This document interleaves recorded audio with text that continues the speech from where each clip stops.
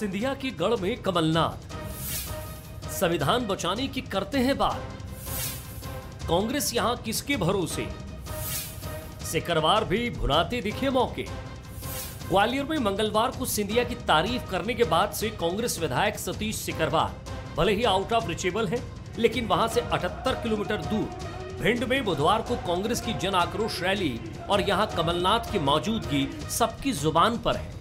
इसके कई मायने निकाले जा रहे हैं। साथ ही ये बहस भी गर्म है कि क्या सिकरवार का सिंधिया प्रेम कांग्रेस के लिए कई मुश्किलें खड़ी कर सकता है। वैसे कमलनाथ ने भिंड में जो कुछ कहा वो भी 2023 के विधानसभा चुनाव के लिहाज से काफी अहम है। बाबा साहब अम्बेडकर ने चुनौती स्वीकार करी थी और अपने देश को संविधान दिया, ऐसा संविधान दिया जो पूरे विश्व में मशहूर है।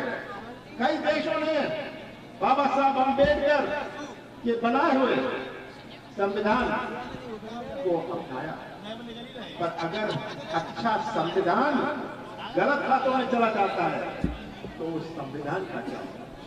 ये आज हमारे सामने चुनौती है।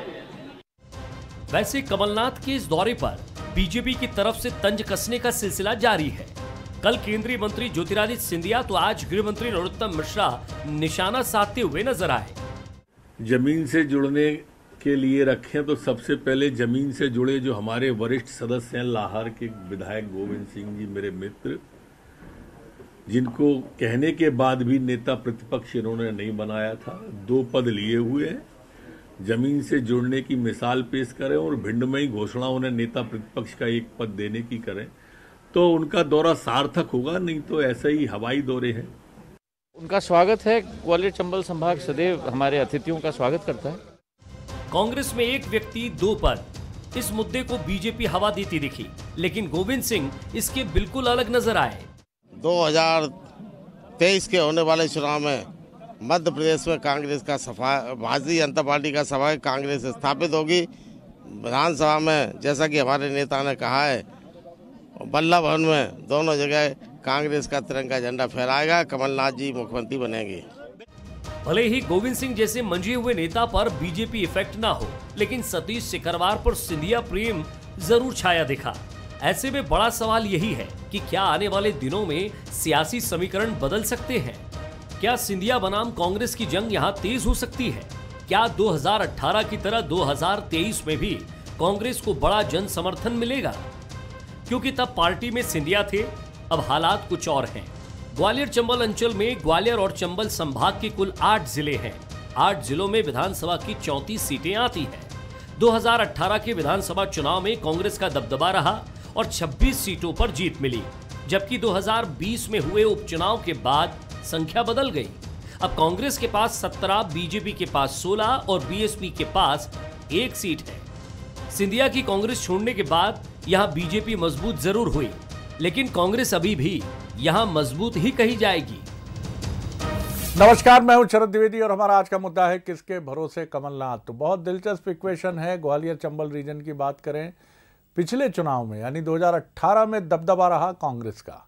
करीब करीब 2 दर्जन सीटें जीतने के बाद कांग्रेस ने एक तरह से बता दिया था कि ये रीजन उसके नाम रहा है और उसका सेहरा बंधा ज्योतिरादित्य सिंधिया जी के सर, क्योंकि उस वक्त वो भले ही घोषित ना हो लेकिन अघोषित रूप से मुख्यमंत्री का चेहरा माने गए थे 2018 के चुनाव में, और बीजेपी का भी आक्रामक कैंपेन का निशाना ज्योतिरादित्य सिंधिया ही थे और उन्हीं का अंचल ग्वालियर चंबल, और ये माना गया कि ये ज्योतिरादित्य सिंधिया हैं जिनकी मेहनत वहाँ रंग लाई। 2020 के उपचुनाव में सिचुएशन बदल गई, लेकिन वो करीब करीब 50% पर दोनों दलों के बीच में बट गई। यानी ये बताती है ये संख्या कि कांग्रेस वहाँ अभी भी खारिज तो नहीं है, लेकिन उसकी वो शक्ति जो 2018 में थी वो लगभग 1 साल या 1.5 साल के वक्फे में ही सिमट कर 50% रह गई। तो 2022 और 2023 में इस रीजन का मंजर क्या होगा? इतना तय मानिए कि ज्योतिरादित्य सिंधिया इस बार भी कोई कोर कसर नहीं छोड़ने वाले हैं वहाँ बीजेपी के लिए, और यही वजह है कि कभी सिकरवार साहब के सुर बदल रहे हैं तो कभी एक और कांग्रेस के नेता जो ग्वालियर से आते हैं, विधायक भी हैं युवा, उनको लेकर भी चर्चाएं और चर्चाओं का बाजार गर्म है। दूसरी महत्वपूर्ण बात कि कमलनाथ और कांग्रेस की पूरी टीम भी ये चाहेगी कि ग्वालियर चंबल में वो अपना पिछला इतिहास और रिकॉर्ड बरकरार रखे और सिंधिया जी को एक टफ फाइट देने की कोशिश करके ये भी बताए कि हमने सुराख या सेंध लगाई है तो आपके रीजन में ही लगाई है। कमलनाथ काफ़ी तवज्जो देते हैं ग्वालियर चंबल को इसीलिए, लेकिन सवाल ये है कि सिंधिया जी की जगह वहाँ कौन सा नेता लेगा।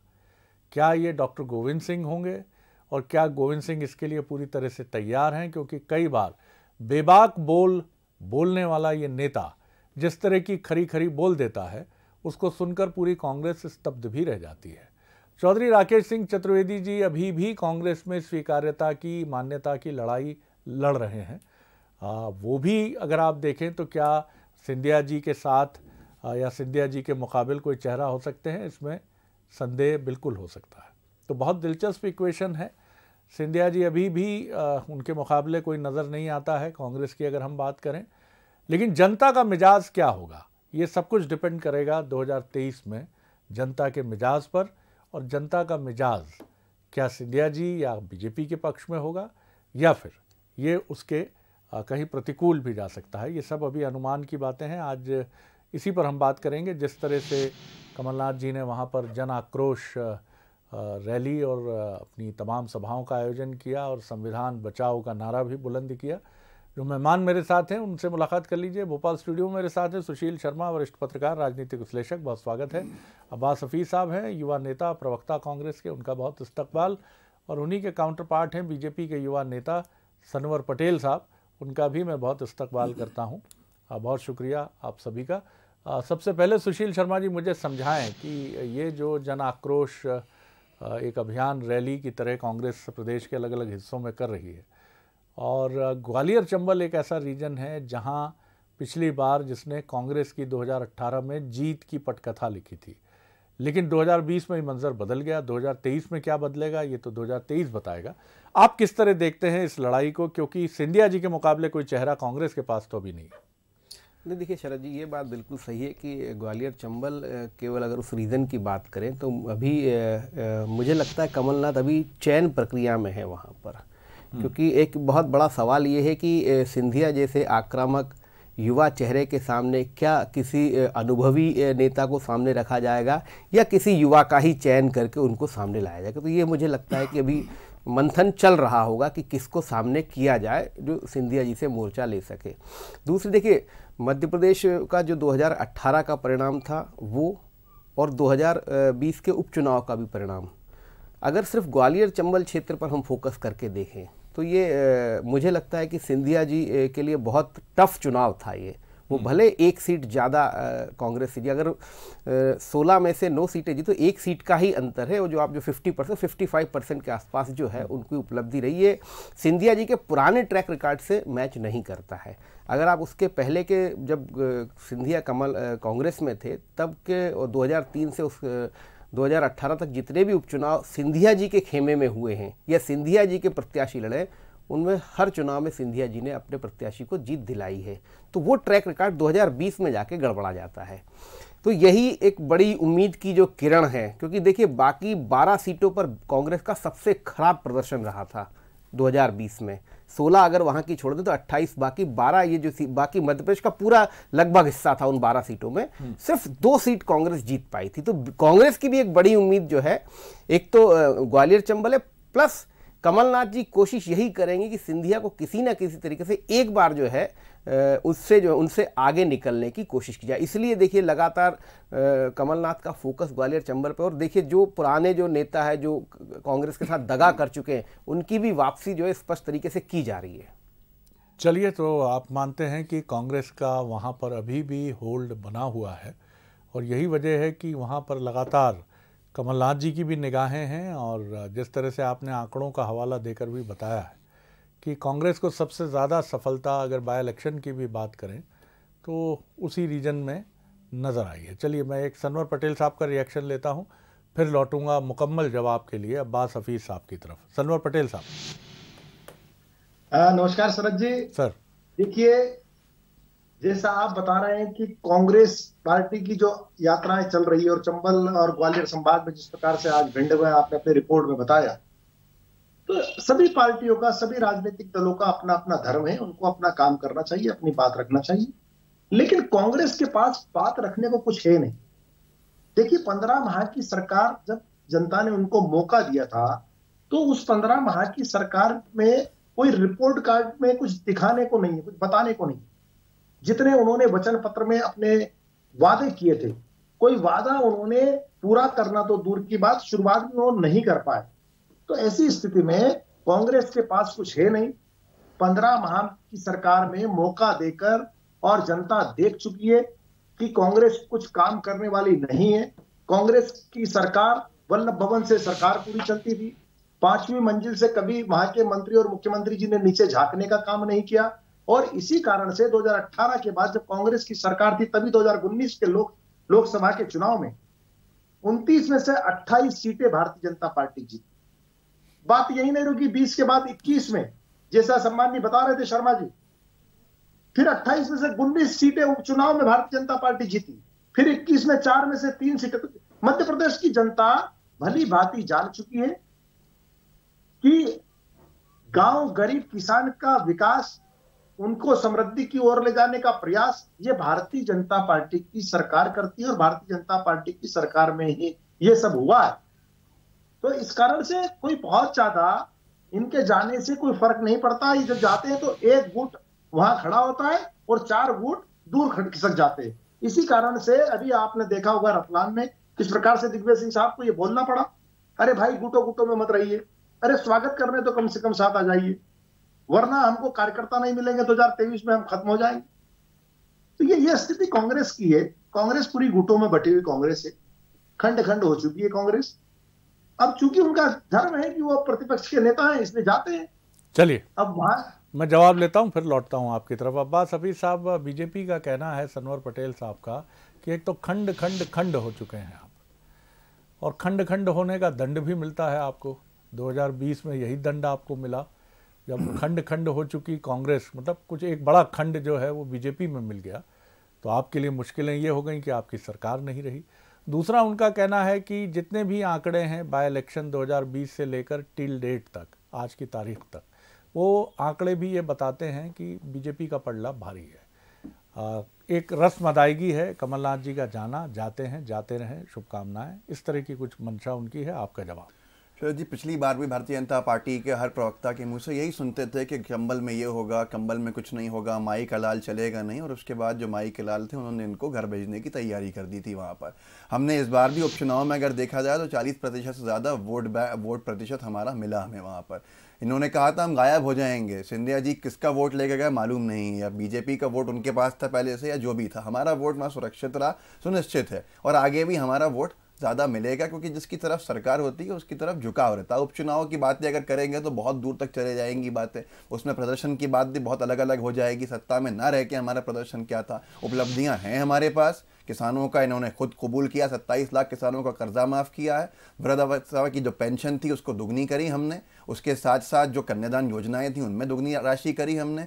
100 रुपये में 100 यूनिट बिजली देने का काम किया। अनेक इस तरह की योजनाएं 15 महीने में। और मैं गौरवान्वित हूं जब सनवर भाई ने ये बात कही है कि हमारे मंत्री और हमारी सरकार जो चल रही थी वल्लभ भवन से चल रही थी, नीचे जाके नहीं देखा। ये सरकार हमारी वल्लभ भवन से चली, तभी जाके योजनाओं का क्रियान्वयन हो सका। इनकी सरकार जो चलती है मंचों से चलती है, आयोजनों से चलती है, इसलिए कोई काम नहीं होता, उल्टा पैसा खर्च होता है। तो हमने सरकार चलाई, कमलनाथ जी ने इसका जवाब सदन में भी दिया था कि मैं यहाँ पर खड़े होकर बात करूंगा और मंत्रालय में बैठ के योजनाएं बनाऊंगा जिससे फायदा हो, फोटो नहीं खिंचवाऊंगा। अब रहती है बात सर फुटबॉल की, खंड खंड के अंदर कौन सी पार्टी बटी हुई है, जनता जानती है। जनता जानती है कि जो लोग यहां से धोखा देके गए हैं वो वहां भी धोखा देने को तैयार बैठे हुए हैं। जब उनके टिकट काटने की बारी आएगी तो किसको टिकट देंगे? प्रद्युम्न सिंह तोमर जी को टिकट देंगे या जयभान सिंह पवैया जी को टिकट देंगे? अब यहां मूल भाजपाई और पैराशूट लैंडिंग वाले भाजपाइयों के अंदर एक मुकाबला चलेगा। और बात नरोत्तम मिश्रा जी की करें तो मुझे दुख होता है, वो शायद अपना खुद का विपक्ष का कार्यकाल भूल गए हैं। जब विपक्ष में थे तो उनको शायद अपने आप को सोच के ये बातें कहना चाहिए कि उन्हें कुछ नहीं मिला था। एक पद तो दे देते नरोत्तम जी को। नरोत्तम जी के पास कौन सा पद था? डॉक्टर गोविंद सिंह जी मुख्य सचेतक हैं, चीफ विप हैं कांग्रेस पार्टी के सदन के अंदर। तो ऐसे बहुत सारी चीजें होती हैं जिनका अपना अपना काम होता है। संसदीय तजुर्बा उनका सबसे ज्यादा है और वो बहुत अच्छी तरह से अपने सारे काम करते हैं। अलग अलग लोगों सबकी अलग अलग जिम्मेदारियां हैं सनव्वर भाई। आपके यहाँ पर नरोत्तम मिश्रा जी एक कोने में चले गए थे, गोपाल भार्गव जी नेता प्रतिपक्ष होने के बावजूद भी उनकी चलती नहीं थी, आज कहां पर हैं? ये सारी चीजें हैं। चौथी बार अगर मुख्यमंत्री बनाना पड़ गया तो इसीलिए बनाना पड़ा आपको शिवराज जी को, क्योंकि आपके यहाँ खंड खंड में बढ़ जाती पूरी पार्टी। लौटता हूं हर सवाल का जवाब देना जरूरी है क्या, ये भी मैं सवाल आप दोनों के सामने रखता हूं। आपको अपनी ताकत पर भरोसा रखना चाहिए, और जिसके पास ताकत होती है कहते हैं वो बड़े कॉन्फिडेंस से सिर्फ मुस्कुराता है, वो दलीलें नहीं देता है। तो मैं ये दबाव नहीं बना रहा हूं आप दोनों पर कि आप यहां मौन होकर मेरी चर्चा सुने और सिर्फ मुस्कुराते हुए किसी पौराणिक किरदार की तरह कहे शरद जी मैं सिर्फ मौन से इसका उत्तर दूंगा। ऐसा करने की आवश्यकता नहीं है, मैं आऊंगा आपकी तरफ, लेकिन आप अपनी अपनी उपलब्धियों पर भी डिपेंड करें। अभी तो ऐसा लगता है कि आप लोग सिर्फ एक दूसरे की कमजोरियों से फायदा उठाना चाहते हैं, जबकि आप दोनों बहुत बेहतर तरीके से जानते हैं कि चुनाव अपने दम और अपने दम से उपजे जन समर्थन से जीता जाता है। सुशील जी, निश्चित तौर पर कांग्रेस और बीजेपी की लड़ाई मध्य प्रदेश में हमेशा से बहुत करीबी और नज़दीकी रही है। कई बार हमने वोट स्विंग देखी है, जहां जैसे 2003 आपको याद आता होगा, आप तो काफ़ी आंकड़ों के बहुत प्रिय जर्नलिस्ट हैं जो आंकड़ों को बहुत ध्यान में रखते हैं। मेरे ख्याल से 10 से 12% वोटों का अंतर था 2003 में, तो 3/4 बहुमत से सरकार बनती है। जैसा छत्तीसगढ़ में हमने 2018 में देखा कि आप जब करीब 8% से अधिक वोट हासिल करते हैं तो एकदम से 3/4 लैंडस्लाइडिंग विक्ट्री हो जाती है। और आमतौर पर मध्य प्रदेश में 2 से 3% मतों के हेरफेर से सरकार या तो बनती है या बिगड़ती है वोट स्विंग से। तो ये बताता है कि आमतौर पर अधिकांश चुनाव में यहाँ नजदीकी मुकाबला, और कारण 2 ही दलों की राजनीति है। इस चुनाव में आपको अहम मुद्दे क्या लगते हैं? खासतौर से मालवा निमाड़ का ये जो रीजन है, जो बीजेपी का दबदबा है, संघ के प्रभाव वाला क्षेत्र है। बुंदेलखंड की बात कर लें, उमा जी हैं, उमा जी को लेकर भी ये कहा जा रहा है कि अभी उनको भी मुख्य धारा में बीजेपी की राजनीति में आना है। प्रहलाद पटेल जी भी हैं, वो भी अपने मिजाज के एक अलग दिग्गज राजनेता हैं। किस तरह से आप मध्य प्रदेश के अलग अलग अंचलों में ग्वालियर चंबल के साथ इक्वेशंस देखते हैं? देखिए शरद जी, अगर 2023 की बात संभावनाओं पे बात करें तो मुझे लगता है कि बीजेपी ज़्यादा सजग और ज़्यादा सचेत है, क्योंकि बीजेपी को बहुत सारी चीज़ें स्पष्ट हैं। जिस तरीके का वोट शेयर कांग्रेस को 2018 में मिला और 2020 के उपचुनाव में भी जो वोट शेयर उसका बहुत ज़्यादा कम नहीं हुआ, तो ये एक बड़ी जो खतरनाक संकेत जो अच्छा। दूसरा क्या है कि सामान्य तौर पर बीजेपी इस बात को भी मान के चल रही है कि डबल इंजन की यदि उपलब्धि है तो डबल इंजन की सरकार की जो है एंटी इनकम्बेंसी भी हो सकती है।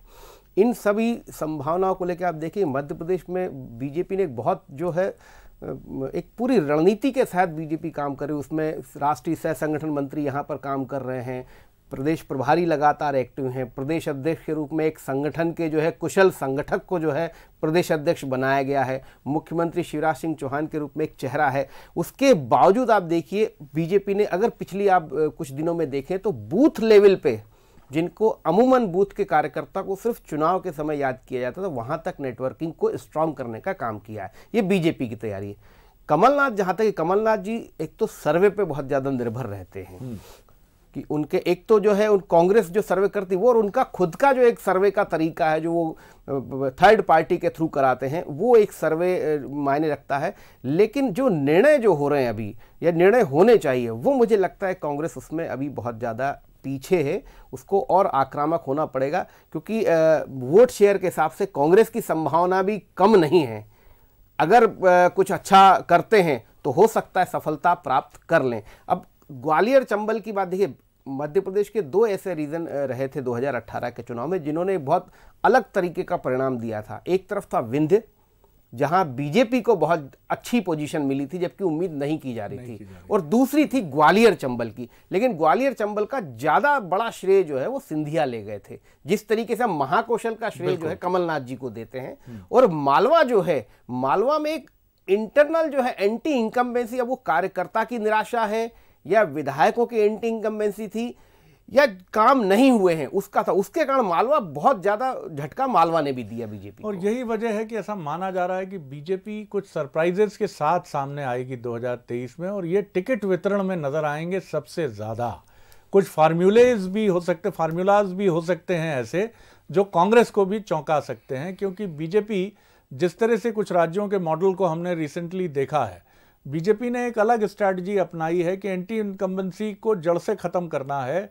तो आप अगर कुछ 3 बार के 4 बार के जनप्रतिनिधि हैं तो बेहतर है कि आप टिकट को लेकर एक बार विचारणीय मुद्रा में तैयार हो जाइए। सनवर पटेल साहब, ये प्रश्न आपके लिए तो नहीं है, लेकिन क्या कुछ बदली हुई रणनीति, कुछ बदला हुआ अंदाज बीजेपी का हो सकता है?